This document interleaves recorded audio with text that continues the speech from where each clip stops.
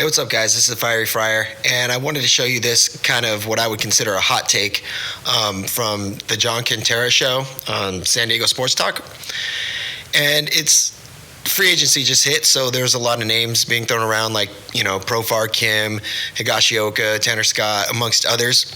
There's been a lot of talk about those guys. And there hasn't really, I haven't heard any talk about Jake Cronenworth, because obviously he's not a free agent. I mean, he's the furthest thing from a free agent.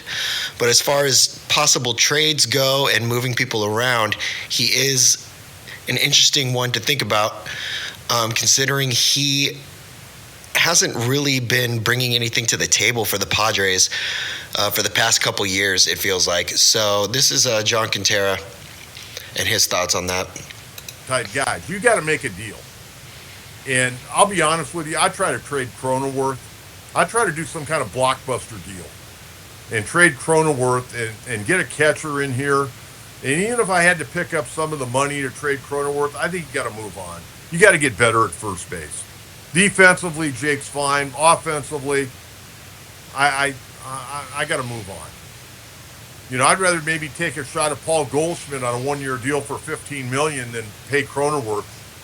And I know Goldschmidt, 35, long in the tooth, didn't have a great year with St. Louis, but a guy that takes care of his body, a guy that I think would fit in very well in San Diego. I wouldn't be sorry to see Paul Goldschmidt come here, a guy that's a proven RBI guy. Put him in a good lineup, have a little protection. His numbers may bounce back, and I think he's a man of pride, and I think he'd work his tail off. But getting back to the I can't. Yeah, so that's basically it. Not much, but it is a very interesting take, because Jake Cronenworth had a couple years. He was an all-star. He was a fan favorite, and he had good numbers. Jake Cronenworth is someone that's somewhat of a utility player. His defense is great. He can be thrown at second base, first base. I mean, if he had to play shortstop, he could play shortstop. I don't know about third, but he has not been coming through offensively for too long now. I mean, this dude's been struggling, and we're paying him a lot. I mean, when we were giving out extensions, I'm not sure why we gave such a big one to Jake Cronenworth. I feel like that was definitely a mistake. Let me show you his contract. We have him till 2030, and it's been a couple years. He hasn't improved his game.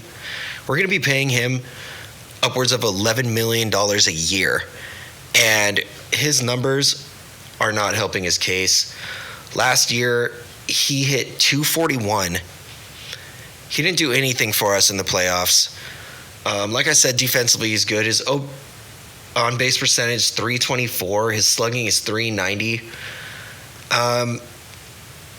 This is a real problem. We spent a lot of money on him. I feel like him and a different case, but like Xander Bogaerts, we spent a lot of money on these guys, and they're really not producing. It's one thing to extend Manny Machado, because Manny Machado deserves it, and I think he should be a Padre for life. I also think Jackson Merrill should be a Padre for life. You got to free up some money for him. I mean, John Kentera was just talking about catching. We need catching. I mean, Higashioka, I love Higgy. I hope that we do keep him, but he's 35 years old. And he started as a backup catcher. Yeah, he came in, he did a good job. He got 17 home runs, I believe, because Camposano really wasn't producing.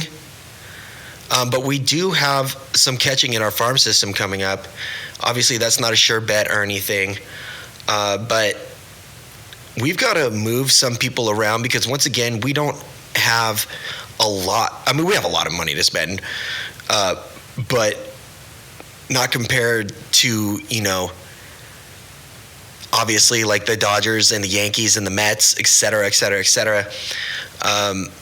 We've got to be smarter with our trades and our free agency, I would love to see Profar back. I think Profar personally does good on the Padres. He hasn't really produced for any other team.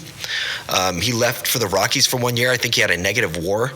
All of his good WAR has been on the Padres. I would love to keep him, but he's somewhere in the ballpark of like 12 million to 16 million projected for next year, and we paid 1 million for him last year.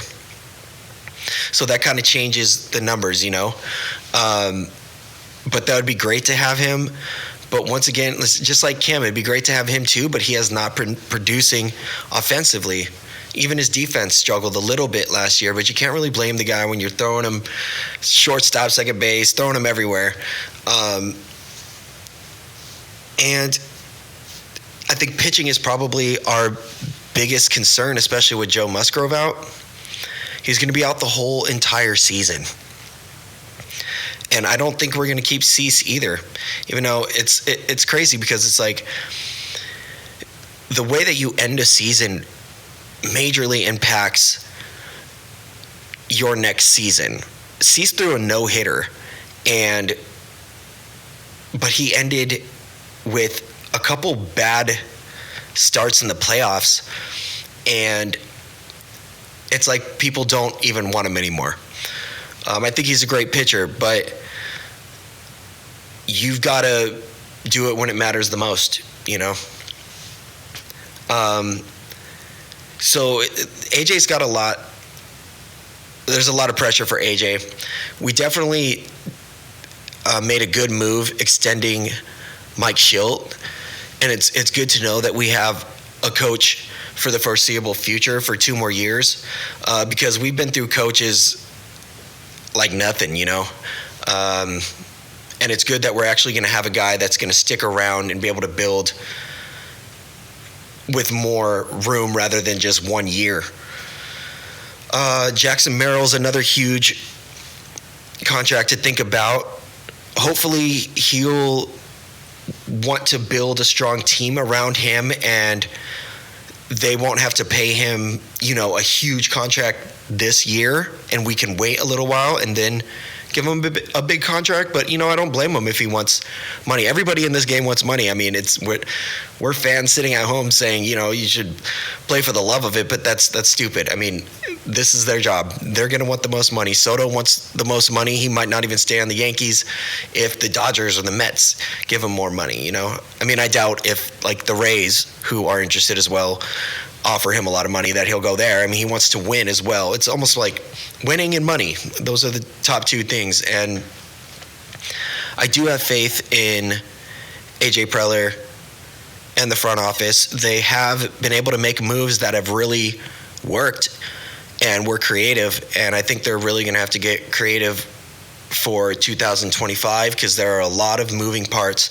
and it's a little scary because, you know, 2024 was such a great year. It's like, as a Padres fan, you know how kind of rare that is. I mean, it was our second best record ever, and